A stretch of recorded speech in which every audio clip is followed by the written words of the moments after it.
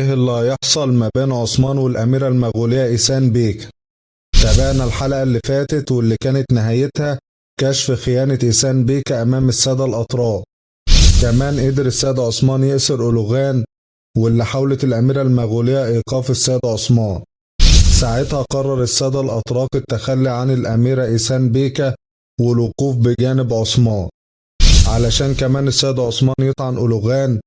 لكن فوجئنا يا أصدقائي في الإعلان بعودة أولوغان وظهور ألتوغان وهم بيحاولوا الانتقام من عثمان.